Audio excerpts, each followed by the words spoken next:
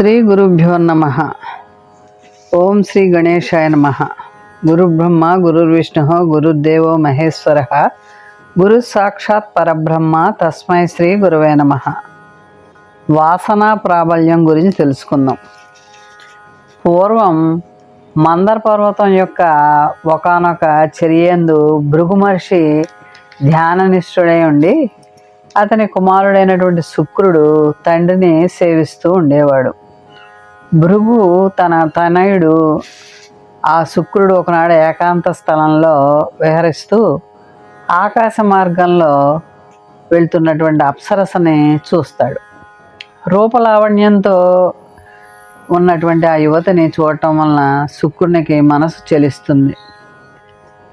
నేత్రాలు మూసుకుని అక్కడే కూర్చున్నా కూడా ఆ అప్సరస యొక్క రూపమే మనసులో కనబడుతోంది.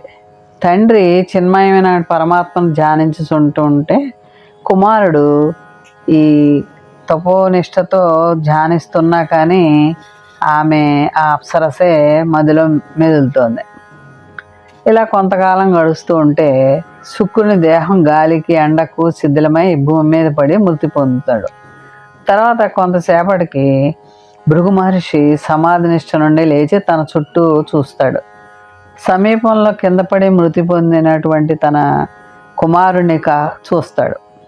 ఆ కాలంలోనే అయ్యో పుత్రుడు యముడు ఎలా కొనిపోయాడు అని భృగు యముని శపించడానికి ఉద్యుక్తుడుగా యమధర్మరాజు ప్రత్యక్షమై, ఓ మునీంద్ర, నీ పుత్రుని అకాల మరణానికి నేను కారణం కాదు, అతని కర్మయే అతనికి కారణం.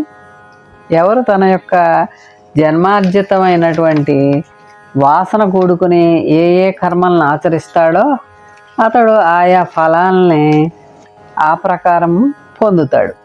ఇక్కడ ఎవరిది కూడా కర్తృత్వం ఉండదు. మీ కుమారుడు ఒకనొక అప్సరసను చూసి ఆమె రూపలావణ్యాల చేత సమ్మోహితుడై ఆ నిష్ఠతోటే ఆమెను ధ్యానిస్తూ అతని స్థూల శరీరము ఆహారాదులు ఏమీ లేకుండా శిథిలమై కింద పడి మరణించాడు. కాబట్టి వివిధ జన్మలెత్తి అతడు తుదకిప్పుడు తపస్వే నదీ తటంలో తపం చేస్తున్నాడు.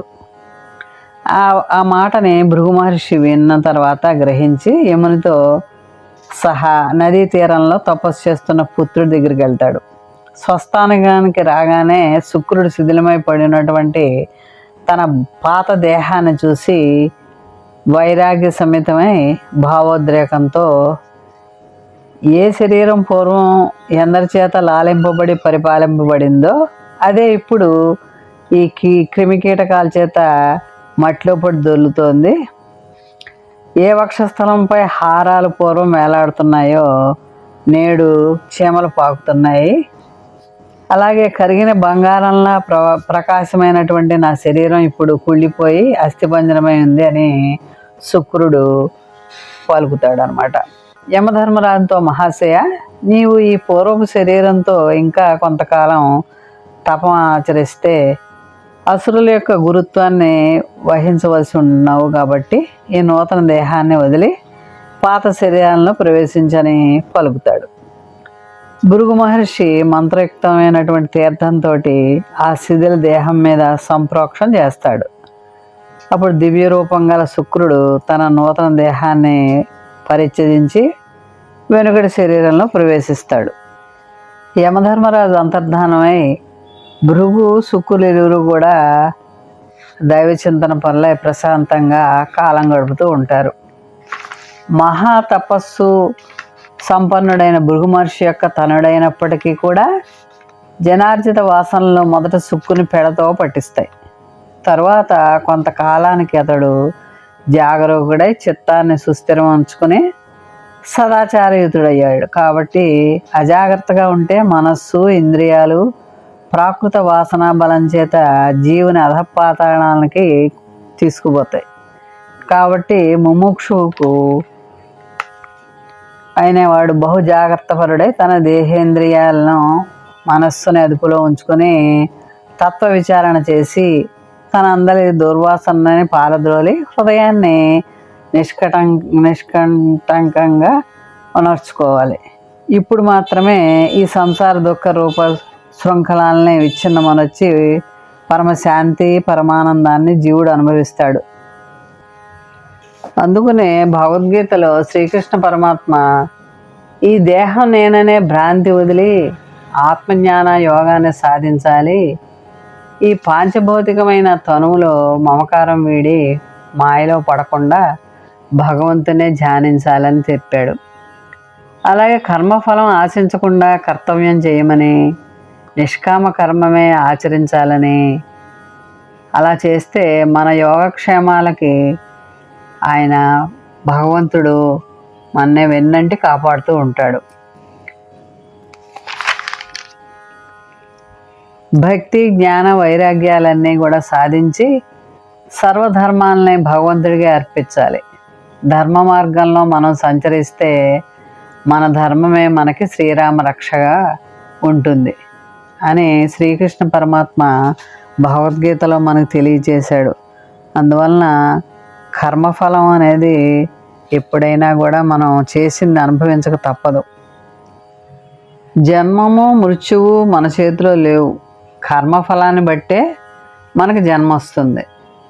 అందరిలో ఆత్మగా భగవంతుడు ఉన్నాడు, ఆయన మనని రక్షిస్తాడు. మానవ జన్మ లభించడం అనేది పూర్వజన్మ సుకృతం. అలాగే భక్తి అవ్వడం కూడా పూర్వజన్మ వాసన బలం.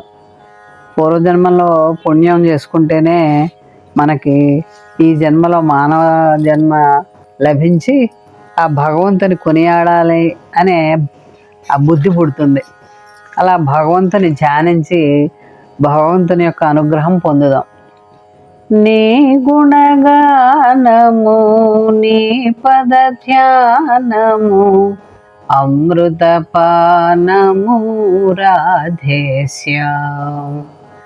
నీ గుణగానము నీ పద ధ్యానము అమృతపానము రాధేశ్యాం. నీలాద్రి శిఖరాన నెలకొనియున్న నీ నగుమోము అందమెగన్న. ఏ అందమైన వెగటేనన్న జగదేక మోహన సుందరకార. నీ గుణగానము నీ పద ధ్యానము అమృతపానము రాధేశ్యాం. ఏ ఇతి బాధ ఎదురైన గాని మోహ వికారము మోపినగాని నీ పద సేవ విడదీయకన్నా శరణగతావన హే జగన్నాథ. నీ గుణగానము నీ పద ధ్యానము అమృతపానము రాధేశ్యాం.